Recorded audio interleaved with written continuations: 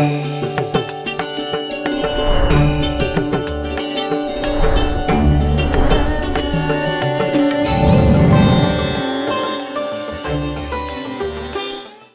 ವೀಕ್ಷಕರೇ, ಶುಭೋದಯ. ನೀವು ನೋಡ್ತಾ ಇದ್ದೀರಾ ಬೃಹತ್ ಜಾತಕಂ ವಿಶೇಷ ಕಾರ್ಯಕ್ರಮಕ್ಕೆ ಸ್ವಾಗತ. ನಾನು ಪ್ರವೀಣಿ ದಾಸ್. ವೀಕ್ಷಕರೇ, ನಿಮಗೆಲ್ಲ ಗೊತ್ತಿರೋ ಹಾಗೆ ನಮ್ಮ ಕಾರ್ಯಕ್ರಮದ ಮುಖಾಂತರವಾಗಿ ಇವತ್ತಿನ ಪಂಚಾಂಗ ಹೇಗಿದೆ, ಗ್ರಹಗತಿಗಳು ಯಾವ ರೀತಿಯಾಗಿದೆ ಹಾಗೂ ದ್ವಾದಶ ರಾಶಿಗಳ ದಿನ ಭವಿಷ್ಯ ಹೇಗಿದೆ, ಒಟ್ಟಾರೆ 12 ರಾಶಿಗಳಿವೆ. ಯಾವ ರಾಶಿಗೆ ಶುಭ, ಯಾರಿಗೆ ಅಶುಭ, ಆ ಸಮಸ್ಯೆಗಳಿಗೆ ಪರಿಹಾರ ಮಾರ್ಗಗಳು ಯಾವ ರೀತಿಯಾಗಿದೆ ಇದನ್ನು ತಿಳಿಸ್ಕೊಡ್ತೀವಿ. ಇದರೊಟ್ಟಿಗೆ ಪ್ರತಿ ಸಂಚಿಕೆಯಲ್ಲೂ ಕೂಡ ಒಂದೊಂದು ಹೊಸ ವಿಚಾರದ ಕುರಿತಾಗಿ ಒಂದಷ್ಟು ಮಾಹಿತಿಯನ್ನು ಗುರೂಜಿಯವರು ನಮಗೆ ನೀಡ್ತಾ ಇದ್ದಾರೆ. ಹಾಗಿದ್ರೆ ಇವತ್ತಿನ ದಿನ ವಿಶೇಷತೆಯಲ್ಲಿ ನಾವು ತಿಳಿಸ್ತಾ ಇರುವಂಥ ವಿಚಾರ ಏನು ಅಂತ ಹೇಳಿದ್ರೆ, ಮನೆಯ ಮುಂಬಾಗಿಲಿನ ಹೊಸ್ತಿಲನ್ನು ನಾವು ಪೂಜೆ ಮಾಡ್ತೀವಿ. ಪ್ರತಿನಿತ್ಯ ಬೆಳಗಿನ ಜಾವ ಹಾಗೂ ಗೋಧೂಳಿಯ ಸಮಯದಲ್ಲಿ ಅದನ್ನು ಪೂಜೆ ಮಾಡ್ತೀವಿ, ಅಥವಾ ಬಾಗಿಲನ್ನ ಸಾರಿಸಿ ಅದಕ್ಕೆ ರಂಗೋಲಿ ಇಟ್ಟು ಅರಿಶಿಣ ಕುಂಕುಮವನ್ನು ಇಡ್ತೀವಿ. ಸೊ ಅದಕ್ಕೆ ದೇವರ ಸಮಾನವಾಗಿ ನಾವು ಕಾಣ್ತೀವಿ. ಯಾಕೆ, ಇದರ ವಿಶೇಷತೆ ಏನು, ಇದರ ಹಿನ್ನೆಲೆ ಏನು, ನಮ್ಮ ಸಂಸ್ಕೃತಿಯಲ್ಲಿ ಅದನ್ನು ಯಾಕೆ ಈ ರೀತಿಯಾಗಿ ಪಾಲಿಸಲಿಕ್ಕೆ ಆಗತ್ತೆ. ಸೊ ಇದೆಲ್ಲ ವಿಚಾರಗಳ ಕುರಿತಾಗಿ ಒಂದಷ್ಟು ಮಾಹಿತಿಯನ್ನು ಇವತ್ತಿನ ಸಂಚಿಕೆಯಲ್ಲಿ ನೀಡಲಿಕ್ಕೆ ನಮ್ಮೊಟ್ಟಿಗೆ ಇದ್ದಾರೆ ಖ್ಯಾತ ಜ್ಯೋತಿಷಿಗಳಾಗಿರುವಂತಹ ಶ್ರೀ ವೆಂಕಟರಮಣ ಭಟ್ ಗುರೂಜಿಯವರು. ಮೊದಲನೇದಾಗಿ ಗುರೂಜಿಯವ್ರನ್ನ ನಮ್ಮ ಕಾರ್ಯಕ್ರಮಕ್ಕೆ ಬರಮಾಡ್ಕೊಳ್ಳೋಣ. ಗುರುಗಳೇ ನಮಸ್ತೆ, ಕಾರ್ಯಕ್ರಮಕ್ಕೆ ಸ್ವಾಗತ. ನಮಸ್ಕಾರ. ಇನ್ನು ಮೊದಲನೇದಾಗಿ ಇವತ್ತಿನ ಪಂಚಾಂಗ ಹೇಗಿದೆ ಗುರುಗಳೇ, ತಿಳಿಸ್ಕೊಡಿ. ಓಂ ಶ್ರೀ ಗುರುಭ್ಯೋ ನಮಃ. ಹರಿ ಓಂ. ಗುರುಬ್ರಹ್ಮ ಗುರುರ್ವಿಷ್ಣು ಗುರುರ್ದೇವೋ ಮಹೇಶ್ವರ ಗುರು ಸಾಕ್ಷಾತ್ ಪರಂ ಬ್ರಹ್ಮ ತಸ್ಮೈ ಶ್ರೀ ಗುರವೇ ನಮಃ. ಏಕ ಏವ ಪರಬ್ರಹ್ಮ ಪರಮಾತ್ಮ ದಿಗಂಬರಃ ಸ್ವಯಮೇವ ಗುರು ಸಾಕ್ಷಾತ್ ಸುಬ್ರಾಯಃ ಪಾತು ನಃ ಸದಾ. ನಮಃ ಶಾಂತಾಯ ದಿವ್ಯಾಯ ಸತ್ಯಧರ್ಮಸ್ವರೂಪಿಣೆ ಸ್ವಾನಂದಾಮೃತತೃಪ್ತಾಯ ಶ್ರೀಧರಾಯ ನಮೋ ನಮಃ. ಕಾರುಣ್ಯಮೂರ್ತಿಂ ಕಮನೀಯರೂಪಂ ದಿಗಂಬರಂ ಯೋಗಿಗಣೈಃ ಸುಪೂಜ್ಯಂ ಸ್ವಭಕ್ತರಕ್ಷಾರ್ಥಕೃತಾವತಾರಂ ಸುಬ್ರಾಯರಾಜಂ ಶರಣಂ ಪ್ರಪದ್ಯೆ. ಶ್ರೀಪಾದರಾಜಂ ಶರಣಂ ಪ್ರಪದ್ಯೆ. ಶ್ರೀಗುರುಭ್ಯೋ ನಮಃ. ಮಾತೃದೇವೋ ಭವ ಪಿತೃದೇವೋ ಭವ. ಶ್ರೀ ಕ್ರೋಧಿನಾಮ ಸಂವತ್ಸರ ದಕ್ಷಿಣಾಯನ ಶರದೃತು ಕಾರ್ತಿಕ ಮಾಸ ಕೃಷ್ಣ ಪಕ್ಷ ಅಷ್ಟಮಿ ಶನಿವಾರ ಮಘಾ ನಕ್ಷತ್ರ ಐಂದ್ರನಾಮ ಯೋಗ ಬಾಲವ ಕರಣ. ಇದು ಇವತ್ತಿನ ಪಂಚಾಂಗ. ಇನ್ನು ವೀಕ್ಷಕರೇ, ಇವತ್ತಿನ ಪಂಚಾಂಗ ಹೇಗಿದೆ ಅನ್ನೋದನ್ನು ಗುರುಜಿಯವರು ನಮಗೆ ತಿಳಿಸ್ಕೊಟ್ಟಿದ್ದಾರೆ. ಇನ್ನು ದ್ವಾದಶ ರಾಶಿಗಳಲ್ಲಿ ಮೊದಲ 6 ರಾಶಿಗಳು ಯಾವ ರೀತಿಯಾಗಿದೆ, ಯಾವ ರಾಶಿಗೆ ಶುಭ, ಯಾರಿಗೆ ಅಶುಭ, ಇವತ್ತಿನ ದಿನ ಭವಿಷ್ಯ ಹೇಗಿದೆ ತಿಳ್ಕೊಳ್ಳೋಣ. ಗುರುಗಳೇ, ಮೊದಲ 6 ರಾಶಿಗಳು ಹೇಗಿವೆ ತಿಳಿಸ್ಕೊಡಿ. ಓಂ ಶಮಗ್ನಿರಗ್ನಿಭಿಃ ಕರಚ್ಛನ್ನಸ್ತಪತೋ ಸೂರ್ಯಾಃ ಶಮ್ಮಾತೋ ವಾತ್ವರಪಾ ಅಪಸ್ರಿಧಾಃ ನೀಲಾಂಜನ ಸಮಾಭಾಸಂ ರವಿಪುತ್ರಂ ಯಮಾಗ್ರಜಂ ಛಾಯಾಮಾರ್ತಾಂಡ ಸಂಭೂತಂ ತಂ ನಮಾಮಿ ಶನೈಶ್ಚರಂ. ಓಂ ಪ್ರಜಾಪತೇನ ತ್ವದೇತಾನ್ಯನ್ಯೋ ವಿಶ್ವಾ ಜಾತಾನಿ ಪರಿತಾ ಬಭೂವ ಯತ್ಕಾಮಾಸ್ತೆ ಜುಹುಮಸ್ತನ್ನೋ ಅಸ್ತು ವಜಗ್ಗಸ್ಯಾಮ ಪತಜೋರಜೀಣಾಂ. ಓಂ ಇಮಯ್ಯಮಪ್ರಸ್ತರಮಾಹಿ ಸೀದಾಂಗಿರೋಭಿಃ ಪಿತೃಭಿಃ ಸಂವಿಧಾನಃ ಆತ್ವಾ ಮಂತ್ರಾಃ ಕವಿಶಸ್ತಾವಹಂತ್ವೇನ ರಾಜನ ಹವಿಷಾ ಮಾದಯಸ್ವ. ನಾವು ಇವತ್ತಿನ ದಿವಸ ಮೊದಲನೇದಾಗಿ ಶನಿವಾರ ಆಗಿರೋದ್ರಿಂದ ನಾವು ಆಂಜನೇಯನ ಆರಾಧನೆಯನ್ನು ಮಾಡತಕ್ಕಂಥದ್ದು ವಿಶೇಷವಾಗಿ ನಮಗೆ ಎಲ್ಲ ರೀತಿಯಾದಂಥ ಶುಭ ಫಲವನ್ನು ಕೊಡುವಂಥದ್ದು. ಮೊದಲನೇದಾಗಿ ಮೇಷರಾಶಿ. ಮೇಷರಾಶಿಯಲ್ಲಿರೋರಿಗೆ ದೇಹಾರೋಗ್ಯದಲ್ಲಿ ಚೇತರಿಕೆ ಆಗುವಂಥ ಸಾಧ್ಯತೆ ಇದೆ. ಯಾಕೆಂದರೆ ಇವಾಗ ವಾತಾವರಣವೂ ಕೂಡ ಬದಲಾವಣೆ ಆಗಿದೆ. ಮಳೆಗಾಲ ಮುಗಿದು ಚಳಿಗಾಲ ಪ್ರಾರಂಭ ಆಗ್ತಾ ಇದೆ. ಆದರೆ ಎಷ್ಟೊತ್ತಿಗೆ ಮಳೆ ಬರ್ತದೆ ಯಾರಿಗೂ ಗೊತ್ತಿಲ್ಲ. ಆದರೂ ಚಳಿಗಾಲ ಇದು. ಅಲ್ಲಿ ನಮಗೆ ಆರೋಗ್ಯ ಸುಧಾರಣೆ ಆಗತಕ್ಕಂಥದ್ದು. ಸಾಮಾನ್ಯವಾಗಿ ತಾಯಿಯ ಆರೋಗ್ಯದಲ್ಲೂ ಕೂಡ ವ್ಯತ್ಯಾಸ ಆಗುವಂಥ ಸಾಧ್ಯತೆ. ಯಾಕೆಂತಂದರೆ ವಯಸ್ಸಾದವರಿಗೆ ಈ ಚಳಿಗಾಲ ಹೇಳತಕ್ಕಂಥದ್ದು ಸ್ವಲ್ಪ ಮಟ್ಟಿಗೆ ಸಮಸ್ಯೆ ಅದು. ಯಾಕೆಂದರೆ ವಯಸ್ಸಾದವರಿಗೆ ಮತ್ತು ಯಾವ ರೀತಿ ಉಸಿರಾಟದ ಸಮಸ್ಯೆ ಇದ್ದವರಿಗೆ ಚಳಿಗಾಲ ಸ್ವಲ್ಪ ತೊಂದರೆ ಕೊಡತಕ್ಕಂಥದ್ದು ಉಸಿರಾಟಕ್ಕೆ. ಯಾಕೆಂತಂದರೆ ಚಳಿಗಾಲದಲ್ಲಿ ಎಲ್ಲ ರೀತಿ ಒಂದು ರೀತಿಯಲ್ಲಿ ಅನುಕೂಲ ಇದ್ದರೆ ಮತ್ತೊಂದು ರೀತಿಯಲ್ಲಿ ಅನಾನುಕೂಲನೂ ಇದೆ. ಯಾಕಂದರೆ ಚಳಿಗಾಲದಲ್ಲಿ ಎಲ್ಲ ಯಾವ ರೀತಿ ನಾವು ವಸಂತ ಕಾಲ ಬಂದಾಗ ಮಾವು ಚಿಗುರಲೇಬೇಕು ಅಂತ ಯಾವ ರೀತಿ ಹೇಳ್ತೇವೆ ವಸಂತ ಋತು, ಹಾಗೆ ಎಲ್ಲ ಗಿಡಗಂಟಿಗಳಿಗೆ ತುಂಬ ಚಿಗುರುವಂಥದ್ದು. ಅದಕ್ಕಾಗಿ ಈಗ ಯಾವ ರೀತಿ ಹಿಂದೆ ಈ ಉತ್ತರ ಕನ್ನಡ ಅಥವಾ ದಕ್ಷಿಣ ಕನ್ನಡ ಕೆಲವು ಭಾಗದಲ್ಲಿ ಯಾವ ರೀತಿ ಸೊಪ್ಪನ್ನು ಕಡಿತಾರೆ ತೋಟಕ್ಕೆ, ಅದಕ್ಕೆ ಒಂದು ಗಾದೆ ಇದೆ, ಊಟಕ್ಕೆ ಉಪ್ಪು ಚಂದ, ತೋಟಕ್ಕೆ ಸೊಪ್ಪು ಚಂದ ಅಂತ. ನಮಗೆ ಎಷ್ಟು ಊಟದಲ್ಲಿ ಉಪ್ಪಿಲ್ಲ ಅಂದರೆ ಎಷ್ಟೇ ಏನೇ ಆದರೂ ಕೂಡ ರುಚಿ ಇಲ್ಲ. ತಾಯಿಗಿಂತ ಬಂಧುವಿಲ್ಲ, ಉಪ್ಪಿಗಿಂತ ರುಚಿ ಇಲ್ಲ. ತಾಯಿಗಿಂತ ಬಂಧು ಮತ್ತು ನಮಗೆಲ್ಲೂ ಸಿಗಲಿಕ್ಕೆ ಸಾಧ್ಯನೇ ಇಲ್ಲ, ಯಾರೂ ಇಲ್ಲ. ಎಷ್ಟೇ ಇಲ್ಲ ನನ್ನ ತಾಯಿ ಅಂತ ಅಂದ್ಕೊಂಡ್ರೂ ಕೂಡ ತಾಯಿಯಷ್ಟು ಪ್ರೀತಿ ಮಾಡೋರು ಎಲ್ಲೂ ಇಲ್ಲ, ಜಗತ್ತಿನಲ್ಲಿ ಯಾರೂ ಸಿಗೋದಿಲ್ಲ. ಹಾಗೆ ಊಟದಲ್ಲಿ ನಮಗೆ ಉಪ್ಪಿಗಿಂತ ರುಚಿ ಮತ್ತು ಬೇರೆ ಯಾವುದೂ ಇಲ್ಲ. ಒಂದು ಸ್ವಲ್ಪ ನೀರಿಗೆ, ಅನ್ನಕ್ಕೆ ನೀರು ಹಾಕ್ಕೊಂಡು ಸ್ವಲ್ಪ ಉಪ್ಪು ಹಾಕ್ಕೊಂಡು ಕಲಸ್ಕೊಂಡು ಅದು ನಮಗೆ ಹಸಿದಿದೆ, ಹಸಿವಾದಾಗ ನಾವು ಅದೇ ತಗೊಂಡ್ರೂ ಕೂಡ ಅದೇ ಮೃಷ್ಟಾನ್ನ ಭೋಜನ. ನಮಗೆ ಹೊಟ್ಟೆ ತುಂಬಿದಾಗ ಏನೇ ಮೃಷ್ಟಾನ್ನ ಭೋಜನ ಮಾಡಿದ್ರೂ ಕೂಡ ಅದು ನಮಗೆ ರುಚಿ ಇರೋದಿಲ್ಲ. ಹಾಗಾಗಿ ವಿಶೇಷವಾಗಿ ಯಾವ ರೀತಿ ಆ ಸೊಪ್ಪನ್ನು, ಮರದ ಸೊಪ್ಪನ್ನು ಕಡಿತಾರೆ, ಯಾವ ರೀತಿ ಆ ಮರವನ್ನು ಕಡಿದಾಗ ಅದು ಚಿಗುರ್ತದೆ. ಅದು ಯಾವ ರೀತಿ, ಅದಕ್ಕೆ ಈ ಕೆಲವು ದೊಡ್ಡ ದೊಡ್ಡ ಮರಗಳನ್ನೆಲ್ಲ ಕಡಿತಾರೆ, ಅದರಿಂದ ಏನಾಗ್ತದೆ ಅಂತಾರೆ, ಆ ಮರನೂ ಕೂಡ ಹಗುರವಾಗ್ತದೆ, ಅದು ಚಿಗುರೊಡೆದು ಮತ್ತೆ ಅದು ತನ್ನ ಎಲ್ಲ ರೀತಿ ಬೆಳವಣಿಗೆಯನ್ನು ಮುಂದುವರಿಸ್ತದೆ ಅದು. ಹಾಗಾಗಿ ಈ ಚಳಿಗಾಲ ಎಲ್ಲ ರೀತಿಯಲ್ಲೂ ಕೂಡ ಪ್ರಶಸ್ತವಾದಂಥದ್ದು. ಯಾಕೆಂದರೆ ಈಗ ಮುಂದೆ ಬರುವಂಥದ್ದು ಧನುರ್ಮಾಸ, ಕಾರ್ತಿಕ, ಮಾರ್ಗಶಿರ ಮಾಸದಲ್ಲಿ ಧನುರ್ಮಾಸಗಳು ಬರ್ತದೆ. ಅದು ಯಾವ ರೀತಿ ನಮಗೆ, ಅದಕ್ಕೆ ಧನುರ್ಮಾಸದಲ್ಲಿ ಸಾಮಾನ್ಯವಾಗಿ ಬೆಳಗ್ಗೆ ಬೇಗನೆ ಏಳಬೇಕಂತೆ. ಯಾಕೆಂತಂದರೆ ಧನುರ್ಮಾಸದಲ್ಲಿ ಅಷ್ಟು, ಅದಕ್ಕೆ ಮಾರ್ಗಶಿರ ಅಂತ, ಮಾಗಿ ಶೀತ ಅಂತ ಕರಿತೇವೆ ನಾವು. ಅಂದರೆ ಆ ಮಾರ್ಗಶಿರ ಮಾಸದಲ್ಲಿ ಅಷ್ಟು ಚಳಿ ತುಂಬ ಇರ್ತದೆ. ಆ ಚಳಿಯಲ್ಲೂ ಕೂಡ ಬೆಳಗ್ಗೆ ಬೇಗನೆ ಏಳಬೇಕಂತೆ. ಬೆಳಗ್ಗೆ ಬೇಗನೆ ಎದ್ದು ತಣ್ಣೀರು ಸ್ನಾನ ಮಾಡಬೇಕಂತೆ. ಆವಾಗ ಏನಾಗ್ತದೆ ಅಂತಾದರೆ ಮನಸ್ಸು ದೇವರ ಧ್ಯಾನ ಮಾಡಲಿಕ್ಕೆ ಯೋಗ್ಯವಾಗ್ತದೆ ಅಂತೆ. ಅದಕ್ಕೆ ನಾವು ನೋಡಬಹುದು, ಈಗ ತಣ್ಣೀರಿನ ಸ್ನಾನ ಮಾಡಿಕೊಂಡು ನಾವು ಪೂಜೆಗೆ ಹೋದಾಗ ಅಥವಾ ಬಿಸಿ ನೀರಿನ ಸ್ನಾನ ಮಾಡಿಕೊಂಡು ಪೂಜೆಗೆ ಹೋದಾಗ ನಾವು ಅದರಲ್ಲೂ ಕೂಡ ನಮ್ಮ ಮನಸ್ಸಿನಲ್ಲೂ ಸ್ವಲ್ಪ ಮಟ್ಟಿಗೆ ವ್ಯತ್ಯಾಸ ಆಗೋದು ಇರ್ತದೆ. ಯಾಕಂದರೆ ನಾವು ತಣ್ಣೀರು ಸ್ನಾನ ಮಾಡಿದಾಗ ನಮ್ಮ ಶರೀರ ಉಷ್ಣವಾಗ್ತದೆ, ಬಿಸಿ ನೀರು ಸ್ನಾನ ಮಾಡಿದಾಗ ನಮ್ಮ ಶರೀರ ತಂಪಾಗ್ತದೆ. ನಾವಿದನ್ನು ನೋಡ್ಬೋದು. ಈಗ ನದಿ ಅಥವಾ ನೀರು ಕೆರೆ ನೀರು ನಿಂತ ಜಾಗದಲ್ಲಿ ನಾವು ನೋಡಬಹುದು ಯಾವ ರೀತಿ ಚಳಿಗಾಲದಲ್ಲಿ ಬೆಳಗಿನ ಜಾವದಲ್ಲಿ ಹವೆ ಏಳ್ತಾ ಇರ್ತದೆ.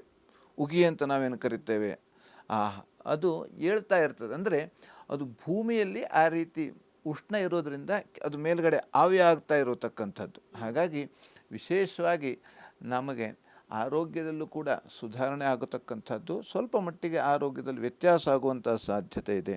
ಹಾಗೆ ಸಂಗಾತಿಯಲ್ಲಿ ಭಿನ್ನಾಭಿಪ್ರಾಯ ಬರತಕ್ಕಂಥದ್ದು ಮತ್ತು ವೃತ್ತಿಯಲ್ಲಿ ಅನುಕೂಲ ಆಗುವಂಥ ಸಾಧ್ಯತೆ ಇದೆ. ಶಿವಶಕ್ತಿ ಆರಾಧನೆ ಅಂದರೆ ದುರ್ಗಾ ಪೂಜೆ ಮಾಡತಕ್ಕಂಥದ್ದು ಅಥವಾ ಶಿವನಿಗೆ ರುದ್ರಾಭಿಷೇಕ ಮಾಡುವುದರಿಂದ ಅಥವಾ ಪಾಯಸ ನೈವೇದ್ಯವನ್ನು ಭಗವತಿ ಸನ್ನಿಧಾನಕ್ಕೆ ಪಾಯಸ ನೈವೇದ್ಯವನ್ನು ನಾವು ಅರ್ಪಣೆ ಮಾಡುವುದರಿಂದ ಎಲ್ಲ ರೀತಿಯಲ್ಲಿ ಶುಭ ಫಲವನ್ನು ಕಾಣಬಹುದು. ಇನ್ನು ವೃಷಭ ರಾಶಿಯಲ್ಲಿರುವವರಿಗೆ ವೃತ್ತಿಯಲ್ಲಿ ಅನುಕೂಲ ಆಗುವಂಥ ಸಾಧ್ಯತೆ ಇದೆ. ಆದರೆ ಸ್ವಲ್ಪ ಸಾಲ ಬಾಧೆ ಆಗತಕ್ಕಂಥದ್ದು. ಯಾಕಂದರೆ ನಾವು ಯಾವತ್ತೂ ಕೂಡ ಸಾಲವನ್ನು ಮಾಡಲೇಬಾರದಂತೆ.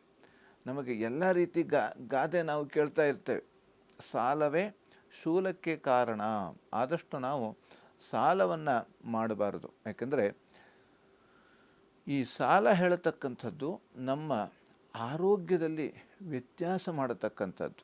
ಸಾಮಾನ್ಯವಾಗಿ ಆರೋಗ್ಯ ವ್ಯತ್ಯಾಸ ಆಗದೆ ಅಂತಂದರೆ ಅವನಿಗೆ ಒತ್ತಡದಿಂದಲೂ ಕೂಡ ಅಥವಾ ಬೇರೆ ಯಾವುದೋ ಸಮಸ್ಯೆಯಿಂದಲೂ ಕೂಡ ಆರೋಗ್ಯ ವ್ಯತ್ಯಾಸ ಆಗೋದಿರ್ತದೆ. ಅಥವಾ ಆಹಾರದ ಬದಲಾವಣೆಯಿಂದಲೂ ಕೂಡ ಆರೋಗ್ಯದಲ್ಲಿ ವ್ಯತ್ಯಾಸ ಆಗತಕ್ಕಂಥದ್ದು ಇರತಕ್ಕಂಥದ್ದು. ಇನ್ನು ಕಾಲಿಗೆ ಸ್ವಲ್ಪ ಪೆಟ್ಟು ಬೀಳುವಂತಹ ಸಾಧ್ಯತೆ ಇದೆ. ನಾವು ನಡೆದಾಡುವಾಗ ಎಲ್ಲೋ ನೋಡಿಕೊಂಡು ಅಥವಾ ಏನೇನೋ ಆಲೋಚನೆ ಮಾಡಿಕೊಂಡು ಹೋಗ್ತಾ ಇರ್ತೇವೆ.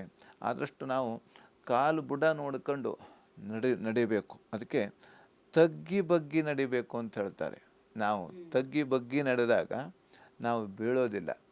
ಯಾಕೆಂತಂದರೆ ನಾವು ಎಲ್ಲೋ ಹಿಂಗೆ ಮೇಲ್ಗಡೆ ನೋಡಿಕೊಂಡು ಎಲ್ಲೋ ಆಲೋಚನೆ ಮಾಡಿಕೊಂಡು ಫೋನಲ್ಲಿ ಮಾತಾಡ್ಕೊಳ್ತಾ ಹಿಂಗೆ ಹೋಗ್ತಾ ಇದ್ದರೆ, ಅದಕ್ಕಾಗಿ ಈಗೆಲ್ಲ ವಾಹನವನ್ನು ಚಲಿಸುವಾಗ ನಮಗೆ ಮೊಬೈಲನ್ನು ಬಳಸಬಾರ್ದು ಅಂತ ಹೇಳಿದ್ದಾರೆ. ಯಾಕೆಂತಂದರೆ ಅಲ್ಲಿ ನಮ್ಮ ಆಲೋಚನೆ ಎರಡು ರೀತಿಯಲ್ಲಿ ಹೋಗ್ತಕ್ಕಂಥದ್ದು. ಒಂದು ನೋಡ್ತಾ ಇರ್ತದೆ, ಮತ್ತೊಂದು ಕೇಳ್ತಾ ಇರ್ತದೆ. ಎರಡೂ ಮಾಡಲಿಕ್ಕೆ ಸಾಧ್ಯ ಇಲ್ಲ. ಯಾಕೆಂತಂದರೆ ನಾವು ಸ್ವಲ್ಪ ಮುಂದೆ ಹೋಗಬೇಕು ಅಂದರೆ ಒಂದು ಕಾಲು ಮಾತ್ರ ಮುಂದಿಡ್ಲಿಕ್ಕೆ ಸಾಧ್ಯ. ಎರಡೂ ಕಾಲು ಮುಂದಿಟ್ಟರೆ ಏನಾಗ್ತದೆ, ನಾವು ಬಿದ್ದೋಗ್ಬಿಡ್ತೇವೆ.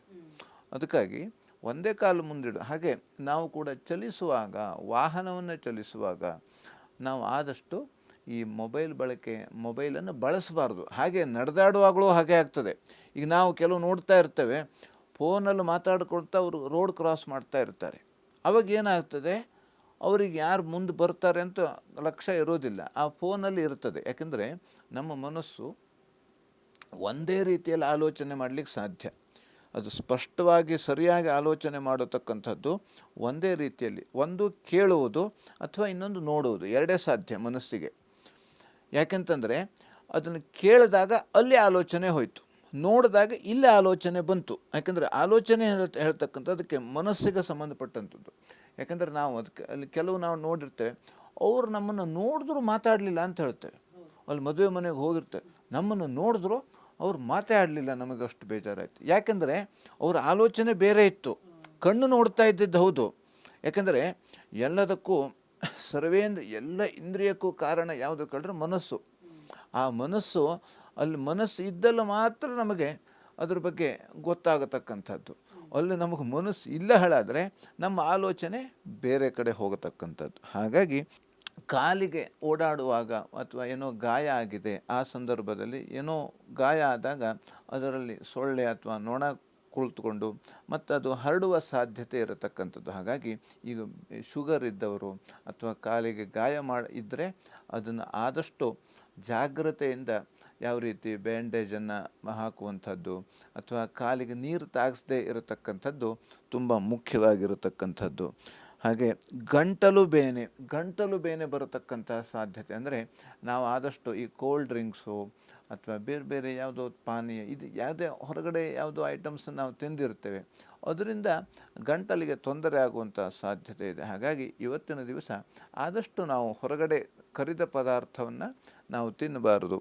ಚಂಡಿ ಕವಚವನ್ನು ಪಠಿಸುವುದರಿಂದ ಎಲ್ಲ ರೀತಿಯಲ್ಲಿ ಶುಭ ಫಲವನ್ನು ಕಾಣಬಹುದು. ಇನ್ನು ಮಿಥುನ ರಾಶಿಯಲ್ಲಿರೋರಿಗೆ ವೃತ್ತಿಯಲ್ಲಿ ಮಾನಸಿಕ ಒತ್ತಡ ಬರತಕ್ಕಂಥದ್ದು, ಹಾಗೆ ಮಕ್ಕಳ ವಿಚಾರದಲ್ಲಿ ಮನಸ್ತಾಪ ಆಗತಕ್ಕಂಥದ್ದು, ಹಣಕಾಸಿನ ತೊಂದರೆ ಬರತಕ್ಕಂಥದ್ದು, ಹಾಗೆ ಸಹೋದರರಿಂದ ಅನುಕೂಲ ಆಗುವಂತಹ ಸಾಧ್ಯತೆ ಇದೆ. ಅಕ್ಕಿ ಮತ್ತು ಉದ್ದನ್ನು ದಾನ ಮಾಡುವುದರಿಂದ ಎಲ್ಲ ರೀತಿಯಲ್ಲಿ ಶುಭ ಫಲವನ್ನು ಕಾಣಬಹುದು. ಇನ್ನು ಕರ್ಕಾಟಕ ರಾಶಿಯಲ್ಲಿರೋರಿಗೆ ವೃತ್ತಿಯಲ್ಲಿ ವಿಶೇಷ ಅನುಕೂಲ ಆಗುವಂಥ ಸಾಧ್ಯತೆ ಇದೆ. ಹೊಸ ಅವಕಾಶ ಸಿಗತಕ್ಕಂಥದ್ದು. ಹಾಗೆ ಸೇನೆ ಮತ್ತು ಪೊಲೀಸ್ ಮತ್ತು ಅಗ್ನಿಶಾಮಕದವರಿಗೆ ಮತ್ತು ಹೋಟೆಲ್ ವ್ಯಾಪಾರಿಗಳಿಗೆ ಲಾಭ ಆಗತಕ್ಕಂಥದ್ದು. ಹಾಗೆ ಪ್ರಯಾಣದಲ್ಲಿ ಎಚ್ಚರ ವಹಿಸ್ತಕ್ಕಂಥದ್ದು ತುಂಬ ಮುಖ್ಯ. ಗ್ರಾಮ ದೇವತಾ ದರ್ಶನದಿಂದ ಎಲ್ಲ ರೀತಿಯಲ್ಲಿ ಶುಭ ಫಲವನ್ನು ಕಾಣಬಹುದು. ಇನ್ನು ಸಿಂಹರಾಶಿಯಲ್ಲಿರೋರಿಗೆ ಸಹೋದರರಲ್ಲಿ ಮನಸ್ತಾಪ ಆಗತಕ್ಕಂಥದ್ದು, ಹಾಗೆ ವೃತ್ತಿಯಲ್ಲಿ ಅನುಕೂಲ ಆಗುವಂತಹ ಸಾಧ್ಯತೆ ಇದೆ. ಕ್ಷೇತ್ರ ದರ್ಶನ, ಹಾಗೆ ಯಜ್ಞ ಯಾಗಾದಿಗಳಲ್ಲಿ ಭಾಗಿಯಾಗತಕ್ಕಂಥದ್ದು, ಹಾಗೆ ದುರ್ಗಾ ಸನ್ನಿಧಾನಕ್ಕೆ ದೀಪ ದಾನ ಮಾಡುವುದರಿಂದ ಎಲ್ಲ ರೀತಿಯಲ್ಲಿ ಶುಭ ಫಲವನ್ನು ಕಾಣಬಹುದು. ಇನ್ನು ಕನ್ಯಾ ರಾಶಿಯಲ್ಲಿರೋರಿಗೆ ವಿದ್ಯಾರ್ಥಿಗಳಿಗೆ ತೊಂದರೆ ಬರತಕ್ಕಂಥದ್ದು, ಹಾಗೆ ಸಂಗಾತಿಯಲ್ಲಿ ಮನಸ್ತಾಪ ಆಗತಕ್ಕಂಥದ್ದು, ಹಾಗೆ ಲಾಭಕ್ಕಾಗಿ ಅಂದರೆ ಲಾಭಕ್ಕಾಗಿ ಕಿತ್ತಾಟ ಆಗುವಂಥ ಸಾಧ್ಯತೆ ಇದೆ. ನನಗೆ ಹೆಚ್ಚಿಗೆ ಬೇಕು, ನನಗೆ ಹೆಚ್ಚಿಗೆ ಲಾಭ ಬರಬೇಕು, ಹೀಗೆ ಯಾವುದೋ ಕಾರಣಕ್ಕಾಗಿ ಸ್ವಲ್ಪ ಕಿತ್ತಾಟ ಆಗುವಂಥ ಸಾಧ್ಯತೆ ಇದೆ. ಆದಷ್ಟು ನಾವು ಆಯಿತು ನನಗೆ ಸ್ವಲ್ಪ ಕಡಿಮೆ ಇದ್ದರೂ ಅಡ್ಡಿಲ್ಲ, ಇನ್ನೊಬ್ಬರಿಗೆ ಜಾಸ್ತಿ ಸಿಗಲಿ ಎಂಬಂತಹ ಆ ಭಾವನೆಯನ್ನು ಆ ಭಾವವನ್ನು ನಾವು ತಂದುಕೊಳ್ಳುವುದರಿಂದ ನಮಗೆ ಎಲ್ಲ ರೀತಿಯಲ್ಲಿ ಶುಭ ಫಲವನ್ನು ಕಾಣಬಹುದು. ಇನ್ನು ಶಾರದಾಂಬಾ ಸ್ಮರಣೆ ಮಾಡುವುದರಿಂದ ಎಲ್ಲ ರೀತಿಯಲ್ಲಿ ಶುಭ ಫಲವನ್ನು ಕಾಣಬಹುದು. ವೀಕ್ಷಕರೇ, ಇವತ್ತಿನ ಕಾರ್ಯಕ್ರಮದ ಮುಖಾಂತರವಾಗಿ ಒಂದಷ್ಟು ಮಾಹಿತಿಯನ್ನು ನೀಡ್ತಾ ಇದ್ದೀವಿ. ದ್ವಾದಶ ರಾಶಿಗಳ ಮೊದಲ 6 ರಾಶಿಗಳು ಯಾವ ರೀತಿಯಾಗಿದೆ ಅನ್ನೋದನ್ನು ತಿಳ್ಕೊಂಡಿದ್ದಾಯಿತು. ಇನ್ನುಳಿದ ರಾಶಿಗಳು ಹೇಗಿವೆ, ಹಾಗೆ ಇವತ್ತಿನ ದಿನ ವಿಶೇಷತೆಯಲ್ಲಿ ಏನು ಹೇಳ್ತಾರೆ ಗುರೂಜಿ, ಅದನ್ನು ತಿಳಿಸ್ಕೊಡ್ತೀವಿ. ಅದಕ್ಕಿಂತ ಮುಂಚಿತವಾಗಿ ಕಾರ್ಯಕ್ರಮದಲ್ಲಿ ಪುಟ್ಟದೊಂದು ವಿರಾಮ.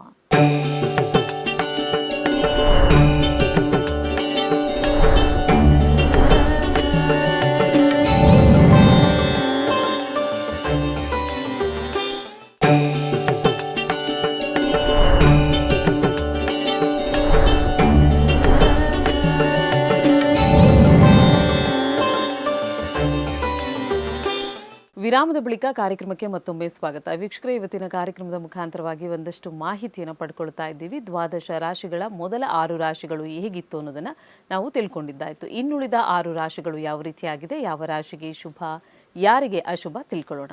ಗುರುಗಳೇ, ಕೊನೆಯ 6 ರಾಶಿಗಳ ದಿನ ಭವಿಷ್ಯ ಹೇಗಿದೆ ತಿಳಿಸ್ಕೊಡಿ. ಇನ್ನು ತುಲಾ ರಾಶಿಯಲ್ಲಿರೋರಿಗೆ ಆರೋಗ್ಯದಲ್ಲಿ ಸ್ವಲ್ಪ ವ್ಯತ್ಯಾಸ ಆಗತಕ್ಕಂಥದ್ದು. ಉದರ ಬಾಧೆ ಅಂದರೆ ನಮಗೆ ಹೊಟ್ಟೆಯಲ್ಲಿ ಸ್ವಲ್ಪ ಸಮಸ್ಯೆ ಆಗತಕ್ಕಂಥದ್ದು. ಯಾಕೆಂದರೆ ಈ ಹೊಟ್ಟೆಯಲ್ಲಿ ಸಮಸ್ಯೆ ಯಾಕೆ ಬರ್ತದೆ ಅಂತಂದರೆ, ನಮಗೆ ಊಟದಲ್ಲಿ ವ್ಯತ್ಯಾಸ ಆದಾಗ ಹೊಟ್ಟೆಯಲ್ಲಿ ಸಮಸ್ಯೆ ಬರತಕ್ಕಂಥದ್ದು. ವಿಶೇಷವಾಗಿ ಅದಕ್ಕೆ ನಮಗೆ ಯಾವ ರೀತಿ ಊಟ ಬಲ್ಲವನಿಗೆ ರೋಗವಿಲ್ಲ ಅಂತ ಹೇಳಿದ್ದಾರೆ. ನಮಗೆ ಆದಷ್ಟು ನಾವು ಈ ಶರೀರಕ್ಕೆ ಕರಿದ ಪದಾರ್ಥ ಒಳ್ಳೆಯದಲ್ಲವಂತೆ, ಕರಿದದ್ದು ನಮಗೆ. ಆದರೆ ನಾಲಿಗೆಗೆ ಕರಿದ ಪದಾರ್ಥ ಬೇಕು, ಆದರೆ ಹೊಟ್ಟೆಗೆ ಕರುಳಿಗೆ ಕರಿದ ಪದಾರ್ಥ ಬೇಡ. ಯಾಕಂದರೆ ನಾವು ಈಗ ಯಾವ ರೀತಿ ಕಾರು ಅಥವಾ ಬೈಕು ಇದನ್ನೆಲ್ಲ ಅದು ನೋಡಿದಾಗ ಆ ಇಂಜಿನ್ ಯಾವ ರೀತಿ ಇರಬೇಕು, ಅದಕ್ಕೆ ಸರಿಯಾಗಿರಬೇಕು. ಇಂಜಿನ್ ಗಟ್ಟಿಯಾಗಿದ್ದರೆ ಗಾಡಿ ಮುಂದೆ ಹೋಗ್ತದೆ. ನಮ್ಮ ಇಂಜಿನ್ನು ಹಾಗೆ ಅಂತೆ, ಅದಕ್ಕೆ ಸರಿಯಾದ ಆಹಾರವನ್ನು ಕೊಡಬೇಕು, ಶುದ್ಧವಾದ ಆಹಾರವನ್ನು ಕೊಡಬೇಕು ನಮ್ಮ ಇಂಜಿನ್ನಿಗೆ. ಹಾಗೆ ಅದರಿಂದ ಏನಾಗ್ತದೆ ಹೇಳ್ತದೆ, ಅದು ತನ್ನ ಶಕ್ತಿಯನ್ನು ಮತ್ತು ಜಾಸ್ತಿ ಮಾಡಲಿಕ್ಕೆ, ಅಂದರೆ ಜಾಸ್ತಿ ವರ್ಷ, ಹಿಂದಿನ ಕಾಲದಲ್ಲೆಲ್ಲ ಯಾವ ರೀತಿ 80 ವರ್ಷ 100 ವರ್ಷ 110 ವರ್ಷ ಎಲ್ಲ ಬದುಕ್ತಿದ್ರು. ಯಾಕೆಂತಂದ್ರೆ ಅವರ ಆಹಾರ ಪದ್ಧತಿ ಆ ಥರ ಇರ್ತಿತ್ತು. ಯಾಕೆಂತಂದರೆ ಅವರು ಯಾವ ರೀತಿ ಆದಷ್ಟು ಈ ಪೇಟೆ ತಿಂಡಿ ತಿನಿಸು ಅಥವಾ ಬೇರೆ ರಾಸಾಯನಿಕ ಇದನ್ನೆಲ್ಲ ಅವರು ಉಪಯೋಗಿಸ್ತಾ ಇರಲಿಲ್ಲ. ಮನೆಯಲ್ಲೇ ಎಲ್ಲ ಬೆಳೀತಿದ್ರು ಅವರು. ಮನೆಯಲ್ಲೇ ತೋಟ ಇರ್ತಿತ್ತು, ಗದ್ದೆ ಇರ್ತಿತ್ತು. ಈಗ ನಮಗೆ ಇರ್ತಿತ್ತು ಹೇಳುವಂಗೆ ಆಗ್ಬಿಟ್ಟಿದೆ. ಹಿಂದೆ ಇತಿಹಾಸ ಆಗ್ಬಿಟ್ಟದೆ ಈಗ. ಯಾಕೆಂತಂದರೆ ಈಗ ಎಲ್ಲ ಕಡೆ ನಗರಗಳು ಬಂದು ಎಲ್ಲ ರೀತಿಯಾದಂಥ ಹಳ್ಳಿಗಳೆಲ್ಲ ಕಣ್ಣಿಗೆ ಕಾಣದೇ ಹೋದಂಗೆ ಆಗ್ತಾಯಿದೆ.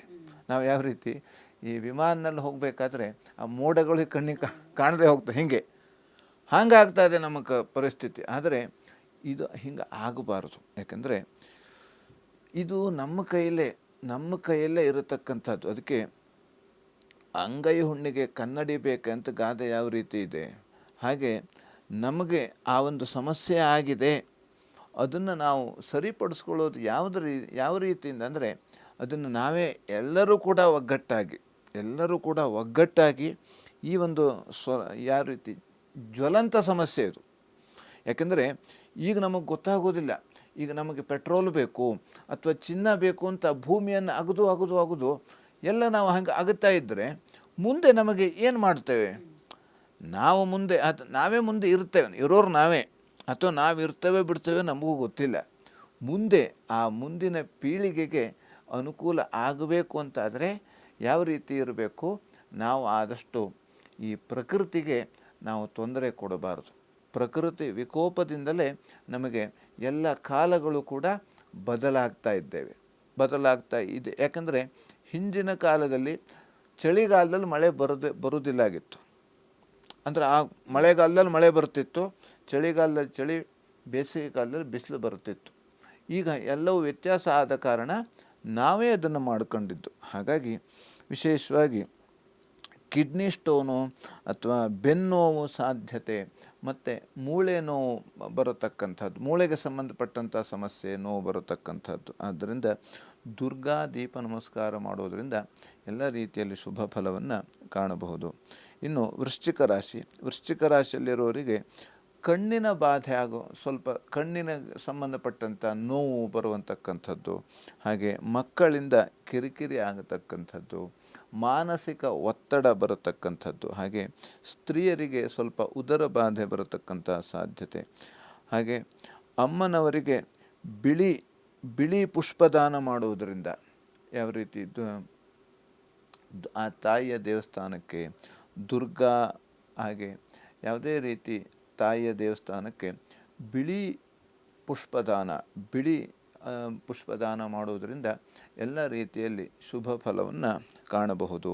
ಇನ್ನು ಧನುರಾಶಿಯಲ್ಲಿರೋರಿಗೆ ಇವತ್ತಿನ ದಿವಸ ಲಾಭದ ದಿನ, ಹಾಗೆ ವೃತ್ತಿಯಲ್ಲಿ ಸ್ವಲ್ಪ ಶತ್ರುಗಳ ಬಾಧೆ ಇರತಕ್ಕಂಥದ್ದು, ಶ್ವಾಸಕೋಶದ ತೊಂದರೆ ಬರತಕ್ಕಂಥ ಸಾಧ್ಯತೆ, ಹಾಗೆ ತಾಯಿಯ ಆರೋಗ್ಯದಲ್ಲಿ ಸ್ವಲ್ಪ ವ್ಯತ್ಯಾಸ ಆಗುವಂಥ ಸಾಧ್ಯತೆ ಇದೆ. ದುರ್ಗಾ ಕವಚ ಪಠಿಸುವುದರಿಂದ ಎಲ್ಲ ರೀತಿಯಲ್ಲಿ ಶುಭ ಫಲವನ್ನು ಕಾಣಬಹುದು. ಇನ್ನು ಮಕರ ರಾಶಿಯಲ್ಲಿರುವವರಿಗೆ ವೃತ್ತಿಯಲ್ಲಿ ಸ್ವಲ್ಪ ಕಿರಿಕಿರಿ ಆಗತಕ್ಕಂಥದ್ದು, ಹಾಗೆ ಸ್ಥಾನಚ್ಯುತಿ ಆಗುವಂಥ ಸಾಧ್ಯತೆ ಇದೆ, ಹಾಗೆ ಕಿವಿಗೆ ಸಂಬಂಧಪಟ್ಟಂಥ ತೊಂದರೆಗಳು ಬರತಕ್ಕಂಥದ್ದು, ಹಾಗೆ ಸಹೋದರರಲ್ಲಿ ಮನಸ್ತಾಪ ಆಗತಕ್ಕಂಥದ್ದು. ಆದರೆ ಭೂಲಾಭ ಇರತಕ್ಕಂಥದ್ದು ಮತ್ತು ರಿಯಲ್ ಎಸ್ಟೇಟ್ ವ್ಯಾಪಾರಿಗಳಿಗೆ ಹೆಚ್ಚಿನ ಅನುಕೂಲ ಇರತಕ್ಕಂಥದ್ದು ಇವತ್ತಿನ ದಿವಸ.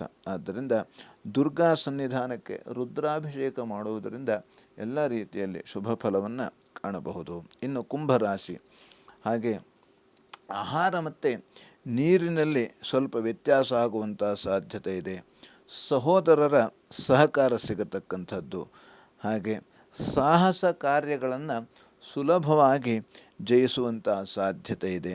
ನಾಗಕವಚ ಪಠಣದಿಂದ ಎಲ್ಲ ರೀತಿಯಲ್ಲಿ ಶುಭ ಫಲವನ್ನು ಕಾಣಬಹುದು. ಇನ್ನು ಮೀನರಾಶಿಯಲ್ಲಿರೋರಿಗೆ ಧನಲಾಭ ಆಗತಕ್ಕಂಥದ್ದು, ಕುಟುಂಬ ಸಹಕಾರ ಹೇಳತಕ್ಕಂಥದ್ದು ಇವತ್ತಿನ ದಿವಸ ಸಿಗುವಂಥದ್ದು, ಹಾಗೆ ಕಷ್ಟಗಳ ಸ್ವಲ್ಪ ದಿನ ಇವತ್ತಿನ ದಿವಸ ಸ್ವಲ್ಪ ನಷ್ಟ ಆಗತಕ್ಕಂಥದ್ದು, ಸ್ವಲ್ಪ ಕಷ್ಟ ಬರುವಂಥ ಸಾಧ್ಯತೆ ಇರತಕ್ಕಂಥದ್ದು, ಹಾಗೆ ಧ್ಯಾನ ಮತ್ತು ಪ್ರಾಣಾಯಾಮವನ್ನು ಮಾಡುವುದರಿಂದ ಎಲ್ಲ ರೀತಿಯಲ್ಲಿ ಶುಭ ಫಲವನ್ನು ಕಾಣಬಹುದು. ಇನ್ನು ವೀಕ್ಷಕರೇ, ಒಟ್ಟಾರೆ 12 ರಾಶಿಗಳ ಫಲಾನುಫಲ ಯಾವ ರೀತಿಯಾಗಿದೆ ಅನ್ನೋದನ್ನು ತಿಳ್ಕೊಂಡಿದ್ದಾಯಿತು. ಇವತ್ತಿನ ದಿನ ವಿಶೇಷತೆಗೆ ಹೋಗುವಂಥ ಸಮಯ. ಸೊ ಇವತ್ತಿನ ದಿನ ವಿಶೇಷತೆಯಲ್ಲಿ ಮನೆಯ ಮುಂಬಾಗಿಲಲ್ಲಿರುವಂತಹ ಹೊಸ್ತಿಲನ್ನು ನಾವು ಪೂಜೆ ಮಾಡ್ತೀವಿ, ಅದನ್ನು ಲಕ್ಷ್ಮೀ ಸ್ವರೂಪಳು ಅಂತ ಭಾವಿಸ್ತೀವಿ. ಇದರ ಹಿನ್ನೆಲೆ ಏನು, ಇತಿಹಾಸ ಏನು, ಪುರಾಣದಲ್ಲಿ ಇದ್ರ ಬಗ್ಗೆ ಏನಾದರೂ ಉಲ್ಲೇಖವಿದೆಯಾ, ಇದ್ರ ಬಗ್ಗೆ ತಿಳ್ಕೊಳ್ಳೋಣ.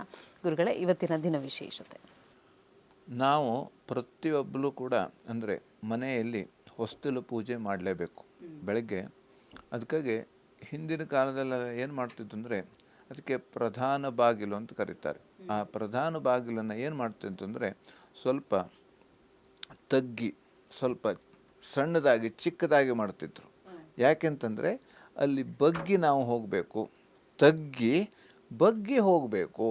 ಅವಾಗ ಏನಾಗ್ತದೆ, ನಮ್ಮ ಹಿಂಗೆ ತಲೆ ಹಿಂಗೆ ಕೆಳಗಡೆ ಬಂದಾಗ ಅದು ನಮಸ್ಕಾರವಾಗಿ ಬದಲಾವಣೆ ಆಗ್ತದೆ. ನಾವು ಯಾರಾದರೂ ಹಿಂಗೆ ಹೋಗ್ತಾ ಇರಬೇಕಾದ್ರೆ ಏನು ಮಾಡ್ತೇವೆ ಅಂತಂದರೆ ಸ್ವಲ್ಪ ನಮಗೆ ಆಗ್ತದೆ ಅಂತಾದರೆ ಸ್ವಲ್ಪ ಹಿಂಗೆ ಇಲ್ಲ ತಲೆಯಲ್ಲೇ ಹಿಂಗೆ ನಮಸ್ಕಾರ ಹೀಗೆ ಮಾಡೋದು ಇರ್ತದೆ. ಹಾಗೆ ಅದು ನಮಗೆ ಗೊತ್ತಿಲ್ಲದೆ ನಮಸ್ಕಾರ ಆಗ್ತಿತ್ತು. ಅದಕ್ಕಾಗಿ ಆ ಥರ ಹಿಂದಿನ ಕಾಲದಲ್ಲಿ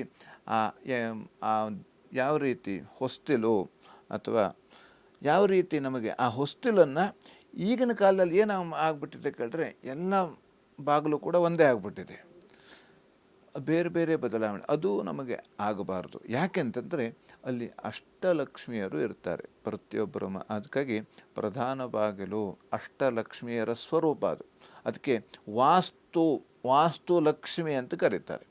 ವಾಸ್ತು ಲಕ್ಷ್ಮಿಯಲ್ಲಿ ಅದಕ್ಕೆ ಮನೆಯಲ್ಲಿ ನಮಗೆ ವಾಸ್ತು ಅಂದರೆ ಗೃಹ ಪ್ರವೇಶ ಆದಮೇಲೆ ಆ ಮನೆಯಲ್ಲಿ ವಾಸ್ತು ಹೇಳುವಂಥದ್ದು, ವಾಸ್ತು ದೇವತೆಗಳು ಇರತಕ್ಕಂಥದ್ದು. ಅಂದರೆ 53 ದೇವತೆಗಳು ಸೇರಿ ಒಂದು ವಾಸ್ತು ಬಾಗಿಲ ಇರತಕ್ಕಂಥದ್ದು ಅಥವಾ ಮನೆಯಲ್ಲಿ ವಾಸ್ತು ಆಗಿರತಕ್ಕಂಥದ್ದು. ಯಾವ ರೀತಿ ನಮಗೆ ಅಷ್ಟಲಕ್ಷ್ಮಿಯ ಸ್ತೋತ್ರವನ್ನು ನಾವು ಹೇಳುವಾಗ ಪ್ರಜಾವತಿ ಪಶುಮತಿ ಪುಷ್ಟಿಮತಿ ರಯಿಮತಿ ತೇಜಸ್ವಿನಿ ಗೃಹಮೇಧಿನಿ ಯಶಸ್ವಿನಿ ಬ್ರಹ್ಮವರ್ಚಸ್ವಿನಿ ಭೂಯಾಸಂ ಅಂತ ಅಷ್ಟಲಕ್ಷ್ಮಿಯ ರೂಪದಲ್ಲಿ ನಾವು ಆ ಭಗವತಿಯ ಪೂಜೆಯನ್ನು ಮಾಡತಕ್ಕಂಥದ್ದು. ಮತ್ತು ಗೃಹ ಪ್ರವೇಶವನ್ನು ಮಾಡುವಾಗ ಅಷ್ಟಲಕ್ಷ್ಮಿಯನ್ನು ನಾವು ಧ್ಯಾನಿಸಿಕೊಂಡು ಬಲಗಾಲಲ್ಲಿ ಆ ಸೇರನ್ನು ಒದ್ದು ಒಳಗೆ ಬಾ ಹೇಳುವಂತಕ್ಕಂಥ ಶಾಸ್ತ್ರವನ್ನು ನಾವೆಲ್ಲರೂ ಕೂಡ ನೋಡಿದ್ದೇವೆ. ಅದು ಅಷ್ಟಲಕ್ಷ್ಮಿಯ ರೂಪ, ಅಂದರೆ ಅಷ್ಟಲಕ್ಷ್ಮಿಯರು ಇರತಕ್ಕಂಥ ಸ್ಥಾನವೇ ವಾಸ್ತು ಬಾಗಿಲು. ಹಾಗಾಗಿ ನಮ್ಮ ಮನೆಯಲ್ಲಿ ನಮಗೆ ಎಲ್ಲರಿಗೂ ಕೂಡ ಲಕ್ಷ್ಮಿ ಬೇಕೇ ಬೇಕು. ಲಕ್ಷ್ಮಿ ಮತ್ತು ಸರಸ್ವತಿ ಪ್ರತಿಯೊಬ್ಬರಿಗೂ ಕೂಡ ಬೇಕೇ ಬೇಕು. ಯಾಕಂದರೆ ಸರಸ್ವತಿ ಅಂದರೆ ಮಾತು, ಅದೇ ಮಾತು. ಯಾವ ರೀತಿ ಕುಂಭಕರ್ಣನಿಗೆ ಅವನಷ್ಟು ತಪಸ್ಸು ಮಾಡ್ದ, ಆದರೆ ಸರಸ್ವತಿ ಅವನ ನೆಲಗೆ ಮೇಲೆ ಕುಂತು ಬಿಟ್ಟಿದ್ದಾಳೆ. ಯಾಕೆಂತಂದರೆ ಅಡ್ಡಿ ಅದಕ್ಕೆ ಅವನಿಗೆ ಆ ವರವನ್ನು ಕೇಳಬಾರ್ದು ಹೇಳಿ ಅವನು ಸರಸ್ವತಿ ಅವನ ನೆಲಗೆ ಮೇಲೆ ಕೂತು ಬಿಟ್ಟಿದ್ಲು. ಯಾಕೆಂತ ಅದಕ್ಕಾಗಿ ಸರಸ್ವತಿ ನಮ್ಮ ಪ್ರತಿಯೊಬ್ಬರಿಗೂ ಬೇಕೇ ಬೇಕು. ಅದಕ್ಕೆ ನಮಗೆ ಬಾಯಿ ಇದ್ದರೆ ತಾಯಿ ಇದ್ದಂಗೆ. ಮಾತಿನಲ್ಲಿ ನಾವು ಹೊರಗಡೆ ಯಾವುದೋ ಒಂದು ಪ್ರದೇಶಕ್ಕೆ ಹೋದಾಗ, ಹೊರ ದೇಶಕ್ಕೆ ಹೋದಾಗ, ಪರಸ್ಥಳಕ್ಕೆ ಹೋದಾಗ ಅಲ್ಲಿ ನಮಗೆ ಯಾವ ರೀತಿ ಆ ಬಾಯಿ ಇದ್ದರೆ ತಾಯಿ ಇದ್ದಂಗೆ ಅಂತ ಕರೆದಿದ್ದಾರೆ. ನಮಗಷ್ಟು ಅನುಕೂಲ. ಅದಕ್ಕೆ ಸರಸ್ವತಿ ತಾಯಿ ಅಂದರೆ ಸರಸ್ವತಿ ದೇವಿ ತಾಯಿ. ಹಾಗೆ ಲಕ್ಷ್ಮಿ ನಮಗೆ ನಾವು ಮಾಡುವಂಥ ಕೆಲಸ, ಅದೇ ವೃತ್ತಿಯೇ ಅದೇ ಲಕ್ಷ್ಮಿ, ಅದೇ ಸರಸ್ವತಿ. ಹಾಗಾಗಿ ವಿಶೇಷವಾಗಿ ನಾವು ಆ ಪ್ರತಿಯೊಬ್ಬರೂ ಕೂಡ ಬೆಳಗಿನ ಜಾವದಲ್ಲಿ ಬೇಗನೆ ಎದ್ದು ಆ ವಾಸ್ತು ಪೂಜೆಯನ್ನು ಮಾಡುವುದರಿಂದ ನಮ್ಮ ಮನೆಯಲ್ಲಿ ಇರತಕ್ಕಂಥ ದುಃಖ, ದಾರಿದ್ರ್ಯ ಇವೆಲ್ಲವೂ ಕೂಡ ಹೋಗ್ತದೆ. ಅದರಿಂದ ಅಷ್ಟಲಕ್ಷ್ಮಿಯ ಸಾನ್ನಿಧ್ಯ ಪ್ರತಿಯೊಬ್ಬರ ಮನೆಯಲ್ಲೂ ಇರುತ್ತದೆ. ಹಾಗೆ ಪ್ರತಿಯೊಬ್ಬರೂ ಕೂಡ ಒಳ್ಳೆಯ ಸಂಸ್ಕಾರದಿಂದ ಸುಸಂಸ್ಕೃತವಾಗಿ ಇರಲಿಕ್ಕೆ ವಾಸ್ತು ಪೂಜೆ ಮಾಡುವುದು ಬಹಳ ಮುಖ್ಯ. ಓಕೆ ಗುರುಗಳೇ, ಇದುವರೆಗೂ ಕಾರ್ಯಕ್ರಮದಲ್ಲಿ ಭಾಗವಹಿಸಿ ಸಾಕಷ್ಟು ಮಾಹಿತಿಯನ್ನು ನಮಗೆ ತಿಳಿ ಹೇಳಿದ್ದೀರಾ. ಧನ್ಯವಾದಗಳು. ಲೋಕಾಹ ಸಮಸ್ತಾಹ ಸುಖಿನೋ ಭವಂತು, ಸಮಸ್ತ ಸನ್ಮಂಗಳಾನಿ ಭವಂತು. ಎಲ್ಲರಿಗೂ ಕ್ಷೇಮವಾಗಲಿ. ಇನ್ನು ವೀಕ್ಷಕರೇ, ಗುರುಜಿಯವ್ರನ್ನ ನೀವು ನೇರವಾಗಿ ಬಂದು ಭೇಟಿ ಆಗಬೇಕು ಅಂದರೆ ನಿಮ್ಮನೆ ಟಿವಿ ಸ್ಕ್ರೀನ್ ಮೇಲೆ ಕಾಣ್ತಾ ಇರುವಂಥ ನಂಬರ್ಗೆ ಕರೆ ಮಾಡಿ ಹೆಚ್ಚಿನ ಮಾಹಿತಿಯನ್ನು ಪಡ್ಕೊಳ್ಬಹುದು ಅಂತ ಹೇಳ್ತಾ ಕಾರ್ಯಕ್ರಮವನ್ನು ಮುಕ್ತಾಯಗೊಳಿಸ್ತಾ ಇದ್ದೀವಿ. ಮತ್ತೆ ನಿಮ್ಮ ಭೇಟಿ ಮುಂದಿನ ಸಂಚಿಕೆಯಲ್ಲಿ. ಧನ್ಯವಾದಗಳು.